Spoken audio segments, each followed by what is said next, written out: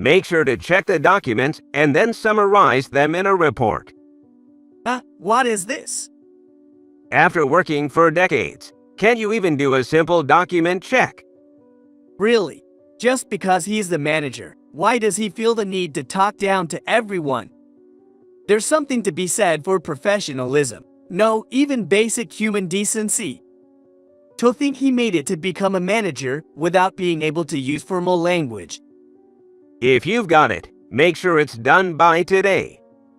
No, as I said before, I have other things I need to do. That doesn't matter.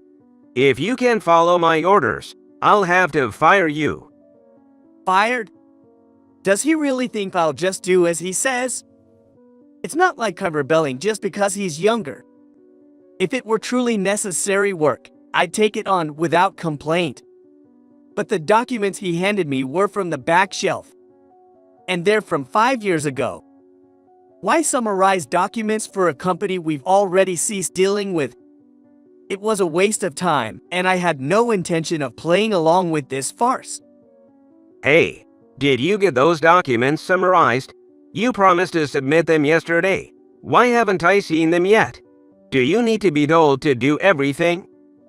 I haven't done anything with the documents. As I said yesterday, I have no intention of wasting my time. So you're saying you can follow the orders of your manager? If you're going to wield your power as the manager like that, then please do the job of a manager properly. Is assigning meaningless tasks something you think a manager should be doing? I made my stance clear. Then, Oh, if you're going to speak to me like that, I'll show you what a manager's job is. We don't need old-timers like you. You're fired. my name is John. I'm currently 63 years old. I'm still working, but now work is all I have left. I had a wife who was of the same age, but lost her in a car accident 20 years ago. Since we had no children, I've been alone ever since. But working kept me motivated and needed by the company and its president. 45 years ago, just after graduating high school, I was living by doing part-time jobs. Welcome, just you today. Actually, I'm expecting 3 team members. Could we get a table? Certainly. I was working part-time at a steakhouse. The pay wasn't great, but the owner was a really nice guy, so I enjoyed my life. This shop was quite established, with 80% regular customers. Thanks to those regulars, the business was sustainable. But one day, the owner called me over. I'm sorry to spring this on you suddenly, but I'm thinking of closing the shop at the end of this year. What? The customers have been dwindling year by year, and I'm reaching my physical limits. I'm sorry, but you'll need to look for a new job. I was honestly taken aback by this sudden news from the owner. Sure, I knew the shop would close eventually since he hadn't taken any apprentices. But I hadn't expected it to come this soon. I had never thought about the future, couldn't even imagine doing anything other than working there. I knew the day would come, but the owner gave me a 6-month notice. From that day, I started looking for a job, but it wasn't going well. Today I'm alone, so I'll take the counter seat, please. Understood. That day, a regular customer, a company president, came in and I seated him at the counter. As usual, I served water and a towel, then let him enjoy his steak. It was the same service as always. Can't find a job. What? I heard from the owner about closing the shop. You'll be out of a job, right? Yay, that's right. With just a high school diploma and no real skills, it's been tough finding someone willing to hire me. How about joining us then, as a part-timer? If you show good results, I'll make it a full-time position. I doubted my ears for a moment. Was this person serious?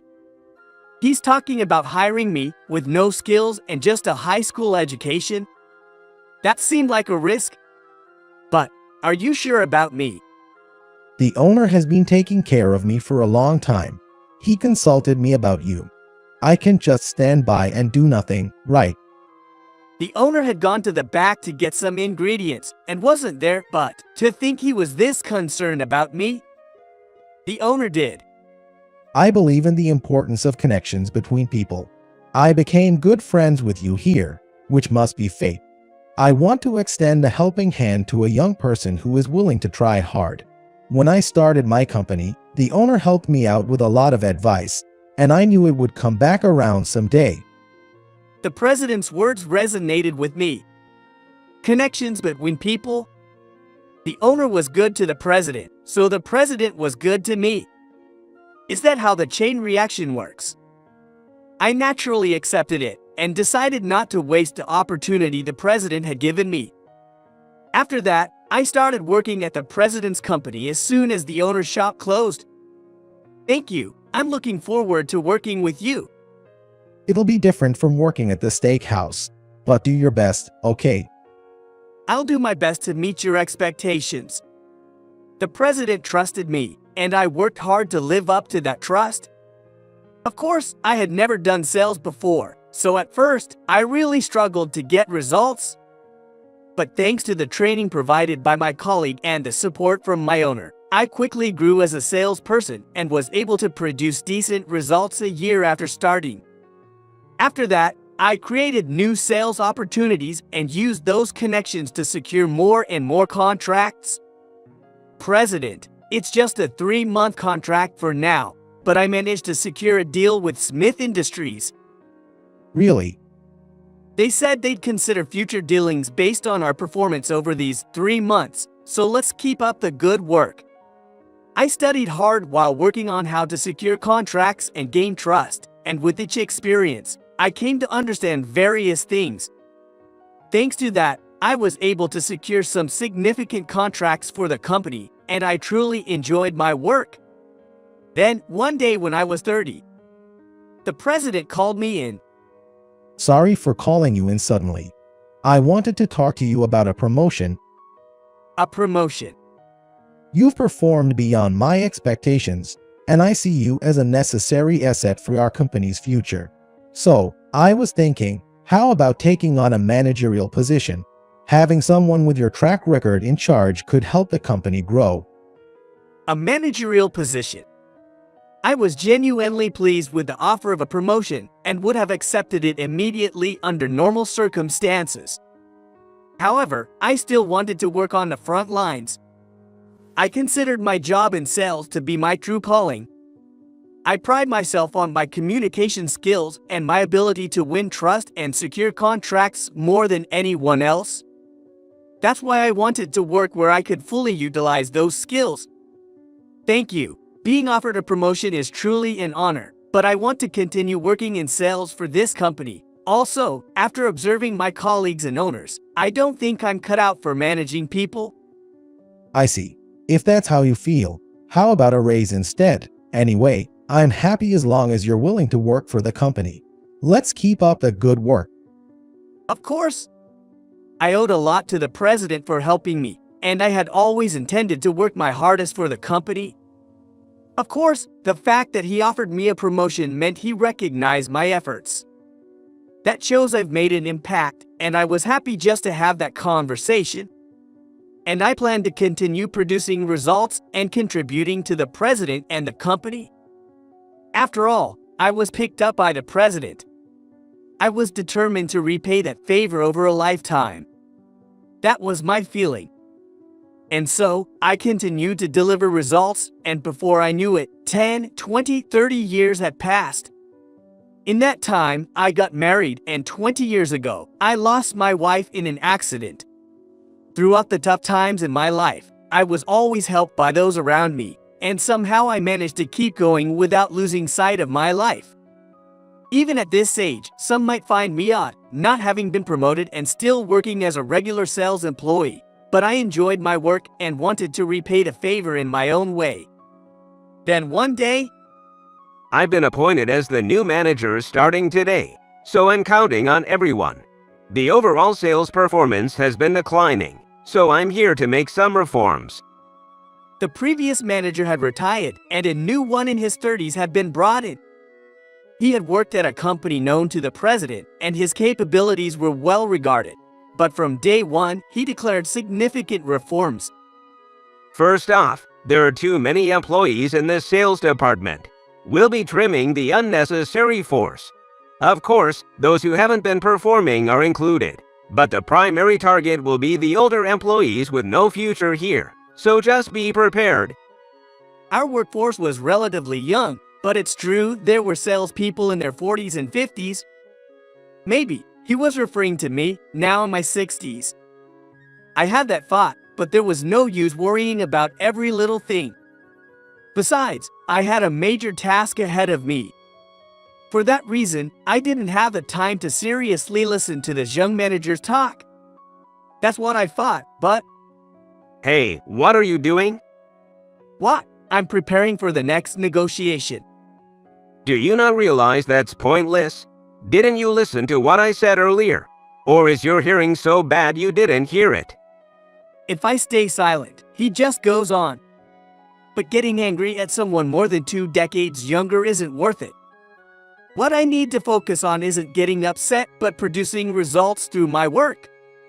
I plan to deliver results on the project I'm working on until retirement.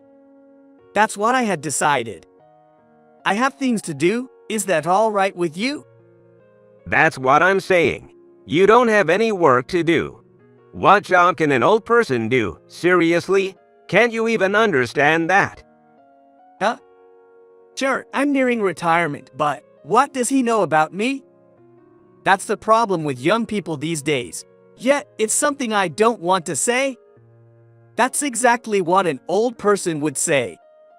Still, I don't want to be criticized by people not understanding what work I do or the achievements I've contributed to this company for things they know nothing about.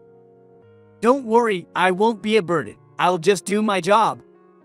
This is why I hate stubborn old people. Staying as a regular employee without being promoted until this age speaks for itself, doesn't it? What? You're still a regular employee because you can't do the job, right? So that's the misunderstanding. To someone who knows nothing, I might indeed seem like a regular employee who couldn't get promoted, a useless one at that. It wouldn't be surprising if he thought that way. The company can't fire me even if they wanted to because of lifetime employment. That's probably what he thinks. However, there's probably no one in the company who thinks that way except for this manager. If he understood what kind of work I do, maybe his attitude towards me would change. That's what I thought. However… Well, if you really want to work that badly, I'll give you something to do. Here, check these documents and summarize them in a report. What is this? After decades of work, you can even do a document check. It's not that. Why do I have to do document checking? I thought this kind of work was done by the administrative staff. Are you trying to go against me, the manager? You've got some nerve. Or do you think you're better just because you're older? Really? Just because he's the manager, why does he feel entitled to talk down to me like that? Indeed, hierarchical relationships are necessary. But before that comes professional manners. No, even basic human decency. Can't he understand something so simple? It's surprising he made it to become a manager without being able to use even formal language. If you've got it, finish it by today. No, like I said before, I have things I need to do. That doesn't matter. If you can't follow my orders, I'll have to fire you. Fired. Fired? Did he really think I would just comply? Of course, I'm not resisting because he's younger. If it were truly necessary work, I would take it on without complaint. But the documents he handed me were from the back shelf. And they're from 5 years ago. Why summarize documents for a company we've already ceased dealing with? It was a waste of time, and I had no intention of playing along with this farce. Just get to work already. He left after saying that, but I had more important work to do. I needed to prepare for negotiations and didn't want to waste time on such trivial matters. Fortunately, my desk is out of the manager's sight, and I spent the day working on my own tasks. The next day, Hey, did you get those documents summarized? You promised to submit them yesterday. Why haven't I seen them yet? Do you need to be told to do everything? I haven't done anything with the documents. As I said yesterday, I have no intention of wasting my time. So you're saying you can follow the orders of your manager? If you're going to wield your power as the manager like that, then please do the job of a manager properly. Is assigning meaningless tasks something you think a manager should be doing? Knowing his personality, I was aware that saying this would only make him angry. But staying silent would only escalate things further, and I have no intention of wasting my precious time until retirement on such trivialities. However, my words seemed to have ignited his fury completely. He lost all composure, his face turned red, and he shouted at me. Oh, if you're going to say that, then I'll show you what a manager's job is. We don't need old-timers like you. You're fired. Are you making decisions based on your emotions? Isn't that the last thing someone in a managerial position should do? You disobeyed your superior, so it's only natural, right? As a manager, I have the right to fire you. Pack your things and leave today. I hadn't expected him to go this far in his anger. But he seemed serious. What a problem. I've never dealt with someone like this before. But I understood his personality then. Continuing to argue logically with him was pointless. If you insist, I'll leave immediately. What about the handover? Your work is trivial and unnecessary. No one needs it, so there's nothing to hand over. What are you even talking about? That's my line. What was he talking about? I wish he would stop being so selfish. Was that also an order from the manager? Since he said there was no need for a handover, then I won't do anything. So, you're saying there's no need for a handover? Of course. It's better for us if an old-timer like you disappears quickly. Understood? Since that's what he wanted, I left as he wished. But whatever happens next is not my concern. I was fired by the manager. It's up to him to fill the gap I leave. Understood. In that case, I'll leave the succession and everything else in your hands. With that, I'll take my leave. Leave.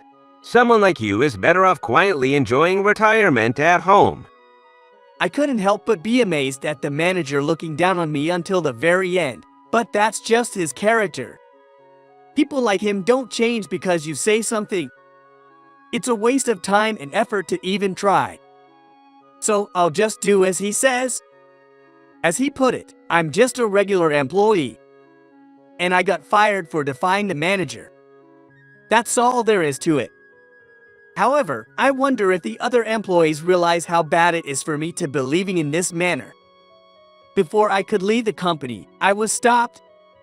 Are you really going to leave? I got fired, so I have to. But it seems the new manager will take care of everything, so don't worry. But If you ever have any trouble with work, feel free to reach out to me. You can always contact me. I said this and left, but my colleague looked quite anxious. It's understandable. But my place is no longer at the company. So it can't be helped. I thought of it as an early retirement as I reached home. I need to say goodbye to the president too, but I decided to wait and see. I just couldn't believe that this was the end of it. A week later, Hey, who's handling this $1 billion deal? that would be John. Have you forgotten? You fired him last week because he was old. What? He was in charge of such an important deal. No wonder the performance wasn't improving. It's all because the old folks were covering for each other. even after I was gone, it seemed the manager had been bad-mouthing me, but I couldn't care less. What he thinks of me doesn't matter anymore. Let him say what he wants. However, I had been waiting quietly for a week. I knew exactly what would happen because I was in charge of that deal. So, what are you going to do? Don't worry, I'll handle it myself. Apparently, the manager went to meet with my former client. There was a scheduled negotiation that day. Of course, since he said he would take over everything, I left all the documents with him. But whether he could handle the negotiation was questionable. Nice to meet you. Hello, isn't John coming today? Yes, I am Bob Tyler, the new manager. He retired last week, so I'll be taking over. The moment he said that, the faces of our clients tensed. They must have been wondering why I didn't show up. They must have been quite surprised. Naturally, you'd properly say goodbye to your clients before leaving. I had built a strong relationship with them, so they were likely shocked by the lack of communication from me. Hello. Thank you for calling. I'm sorry to call suddenly. I heard you retired. Is that true? The client stepped out and then contacted me. They must have never imagined I would leave my job without any notice. Rather than saying I retired, it's more accurate to say I was fired. Fired? The new manager who's there with you, he decided to start firing older employees. I explained everything the manager had said to me. The client was quite surprised but listened to my story to the end and understood. In this day and age, it's unheard of for someone to be fired in such a manner, so they must have been bewildered. But the fact that they believed me without any doubt shows how much trust I had earned from them. So that's the situation. Understood. We'll start the negotiation now, and I'll get back to you later. I'm truly sorry for ending things this way. It was irresponsible of me, and I apologize. No need to apologize. It's not your fault. But rest assured, we'll make sure he takes full responsibility. The client said this and then hung up. I could somewhat predict what would befall that manager after this, but it seemed things turned out far worse than I had imagined. Could you please leave now? Excuse me. I thought we were here to discuss the renewal of our contract. Is there a problem with the documents? That's why I'm asking you to leave. We had you come today to discuss the renewal, but we have no intention of renewing our contract. Dismissing people unjustly and creating a workplace as you please is a clear abuse of power. We cannot do business with a company that allows such people. The moment the client said this, the manager was at a loss for words. He might not have understood exactly what was happening, but he must have understood the client knew he was abusing his power. The manager must have been struggled then to be confronted with such accusations by a client he thought knew nothing. How did you know about this? And if we don't renew the contract, it will be my responsibility. I imagine the manager was swamped with various anxieties, but this was just the beginning. Given my long-standing relationship with your company's president, I'll ensure your case is thoroughly reviewed. The position of a division head in a large corporation is significant. After all, if the top fails, everything below crumbles. Please wait. What exactly are you talking about? I don't understand. And if we don't renew the contract, I'll be in trouble. Please. We would have considered renewing the contract if someone like you hadn't shown up. But we can't trust you. Business is built on trust. We had trust in the person who was handling our account before, not you. Perhaps if another salesperson had come, we might have considered it, but we can't trust someone who makes unjust dismissals. Hearing the words unjust dismissal repeatedly, the manager must have finally understood his situation. It was revealed that he had unjustly dismissed me. And from the client's words, it was clear how much trust I had garnered and how much I had contributed to the company. And then, he probably understood just how much of a positive impact I could have had on the company if I were still there. Please wait. I never thought you and he had such a relationship. The company's performance was declining. I thought the only option was to downsize the workforce with no future. You tried to reduce expenses for the company's sake. So it wasn't for personal gain or out of emotion, but purely for the company's benefit. Of course, I wouldn't do something like that for personal reasons. That would be an abuse of power. I believe I understand my role as a manager. The manager might have seen this as a way out of the dire situation. From the brink of hell, a fragile thread dangled down. That's the situation, I believe. He was determined to cling to that thread and escape hell at all costs.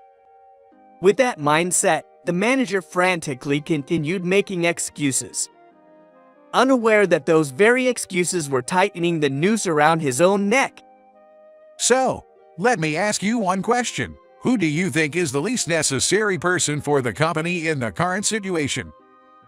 The least necessary person? That would be those who haven't produced results, I guess. Not producing results doesn't mean there's no potential. New employees can't produce results immediately, and nurturing them is the job of the company and management. A wrong answer could sever the thread to escape from hell. The manager scrambled to find the answer the client wanted. But there is no way the manager can answer such a question. Cutting the upper management's salaries. Would that be the best answer? A business is about money, and those who work primarily for money won't put in their best effort without compensation, especially not the upper management whose responsibilities and workload only increase. Then, it's not about those who don't produce results, but about eliminating negative elements like you. Removing the negatives naturally improves the company. Don't you think so? That's what you said and thought you did, right? Removing the least necessary people is truly the best approach. Confronted by the client's words, the manager was shocked. He hadn't expected to be criticized like this. Promoted to become a manager at a young age, he must have felt quite pleased with himself. But merely stepping on others doesn't make one a competent manager. I continued working in sales until this age precisely because I was trusted with the company's most significant deals.